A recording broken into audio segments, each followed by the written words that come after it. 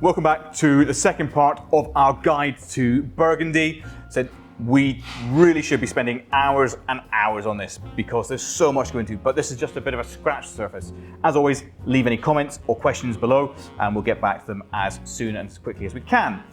So we're going to look at Beaujolais now. So if you imagine the long strip of land, Dijon, Côte-Nuit, Côte-de-Beaune, Chablis, Maconnais, and Beaujolais right down the bottom near Lyon. They're right down in Lyon. We're actually closer to the Rhone Valley now than we are actually to Beaune. This is the beauty of the French wine regions. We're still in Burgundy, but we may as well be at the top end of the northern Rhone. So we're warmer, hotter, and we're working in a region that is dominated by the Gamay grape variety. Gamay is distinctly different from Pinot Noir in that it's lighter, yet we tend to get more tannin out of it as well. Whereas Pinot can be really soft and juicy and okay, it makes very, very beautifully elegant wines. The Gamay is a bit more rustic, and this is what I love about it. Now, Beaujolais is broken up into a number of different crus. At the top level, we have Beaujolais. So this is just the wider region Beaujolais where everything gets blended in, no real sense of actual place.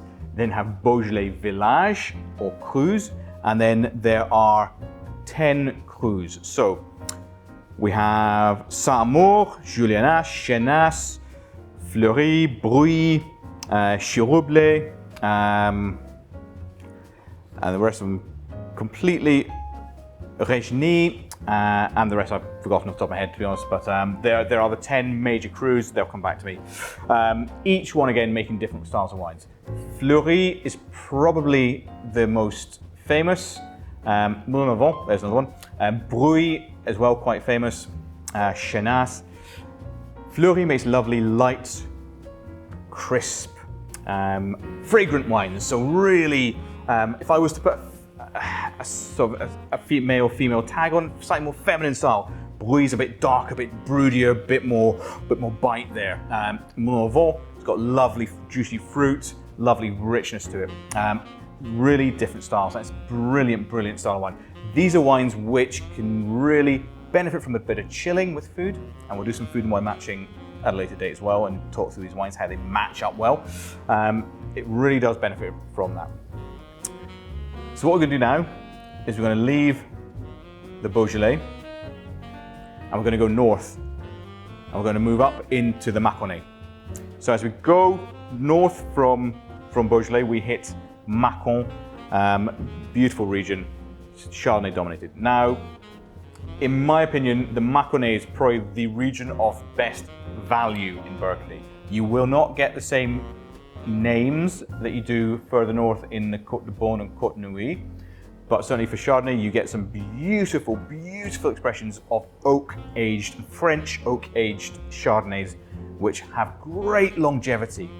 You've got that lovely butteriness, that elegance of oak coming through, but then you've got bright fruit, you've got searing acidity, and remember Chardonnay is a great variety that has bags of acidity, natural acidity. So they're fresh, they're just absolutely stunning. Take a Makon Village or Puy-Fusé, which is also from the Maconnais, with a lamb dish, a rich pork dish, Toulouse sausages, you name it, it pairs up fantastically well. So the last of the wine regions we're going to look at in Burgundy is, again, probably one of the most famous household names in the wine world, Chablis or Chablis. So Chablis is actually really detached from the rest of Burgundy. It sits between Dijon and Paris. It's kind of near to Champagne. And this is really important because the climate here is very different from that you find. The soils are different from that you find in Burgundy, and the wines are distinctly different. So let's look at these bits one by one. Soils is the same subsoil as you find in Champagne, so we're looking at Kimmeridgian limestone, same sort of soil that you find across in the south of England, which is why places like Taittinger in Champagne have bought vineyards in the south of England because they're scared.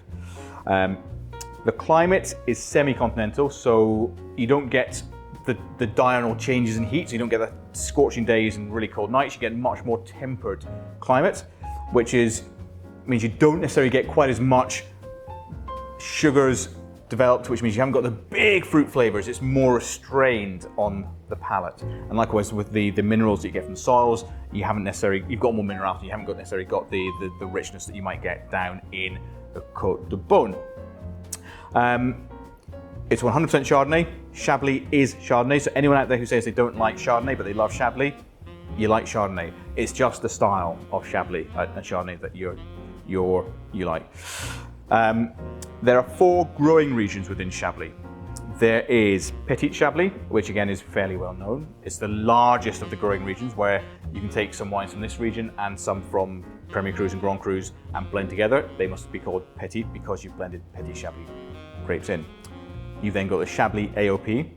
You've then got the Premier Cru, and then the very smallest region is the Grand Cru, which is where the best wines come from. Naturally, as you go from Petit up to Grand Cru, you find a jump up in price. Chablis typically has an ageability of between 2 and 6 years. Some longer, absolutely, but if you have a bottle of Chablis, don't expect to keep hold of it for 25 years. These are wines which are designed to be drunk relatively soon. So what do they taste like? Well, they taste beautiful.